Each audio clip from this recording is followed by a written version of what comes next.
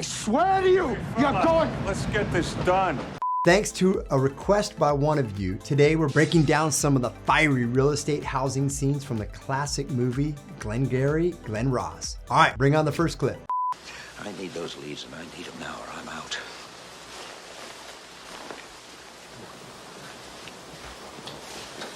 You're gonna miss me. Yeah? I swear to you, you will miss me. You gotta feel bad for Shelley, like just literally begging for good leads. The interesting part is now I've been in real estate long enough that you establish your sphere and your past clients. For example, I went over on a listing appointment today. It's a property that I sold to these people 12 years ago. I recently sold them something in another property, so they're kind of stepping up. The house they're in right now is currently a little bit too small. So I went over there today, we're gonna list and sell that. So luckily my leads are kind of working themselves through follow-up phone calls, mailers, and just having like fun client parties. This party's great, nice work. But there are different ways you can generate leads through your website.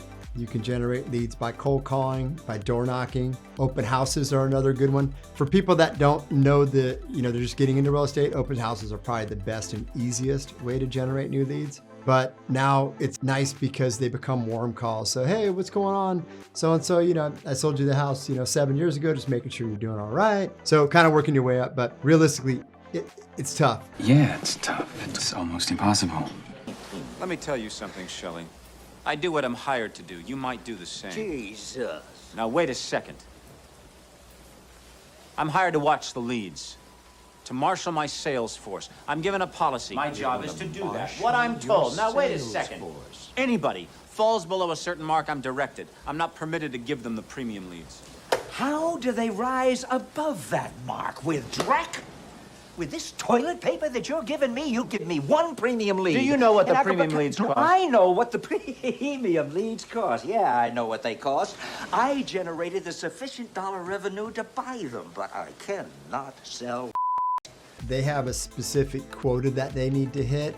And you see like the chalkboard in the back with certain dollar figures. There's a certain number that the ladies that I work with, we have a contract that if you don't sell a certain amount, you could potentially move on. There's been times that you don't hit that mark. Did they fire you? No, but they do. Hey, come on, let's bump this up. How can we work with you to get more leads? How can we work with you for you to work your sphere, your past clients, and get your numbers up? And a lot of times it's just cyclical. It just rolls, and then all of a sudden it comes in like a snowball, which is great. Jesus, and I've seen these before, Christ, I saw these back Homestead. 1985, we pitched these suckers Baywater. They couldn't buy it. They couldn't buy a fucking toaster. They're broke. They're deadbeats.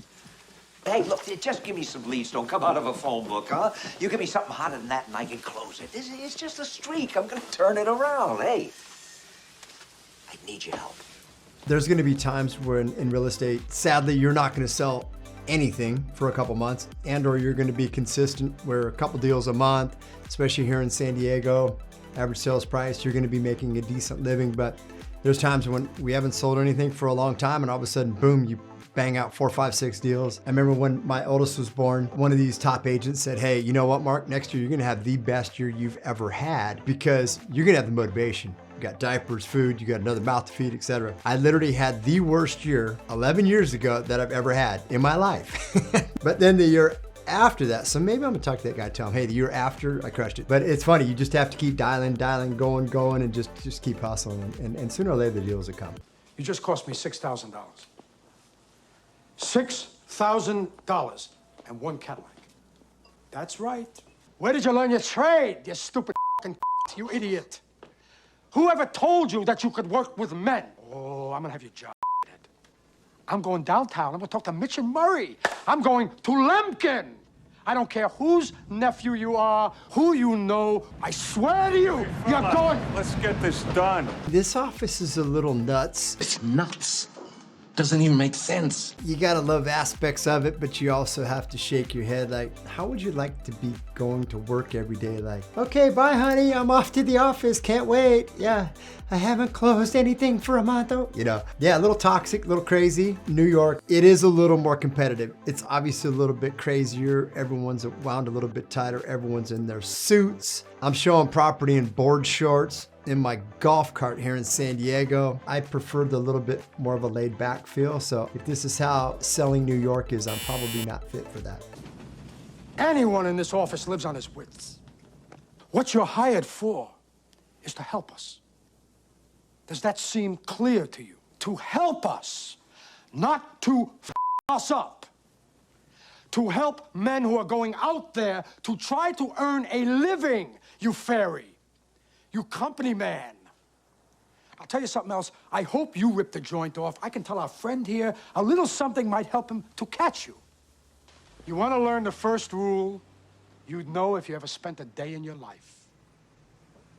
You never open your mouth till you know what the shot is. Damn, Al Pacino, not messing around. He took me back to Scarface right there. Hello to my little friend! I've had a couple, pretty hard-ass bosses, and we've actually had a couple different clients that are controlling, quirky. 1 second they're amazing, the next second they're yelling at you. And there's times where we're able to say yes, to say no, and to give listings back. And there's been a few times that I've actually given the listing back. It's hard when that property sells, but what it does is it frees up the negativity and the craziness of working with that client and allows you to go get other clients that you enjoy working with. That way you're much happier, it's easier. I've only had to do that 2 times, but I know that with Maxine and Marty, they've done it many times, and I don't even worry about that person next. I've already moved on, and now I'm gonna go get some people that I enjoy working with. So yeah, let me know if you've ever had a terrible boss, terrible coworker. Let me know about your experience in the comments below. All right, some of those agents are definitely conniving. I'm glad I don't work in their office. All right, let me know what other real estate shows you want me to check out and react to in the comments below. And if you enjoyed this video, make sure you binge watch the entire playlist. Also, subscribe to my channel. That way you know every time I post a new video. Thanks so much for watching.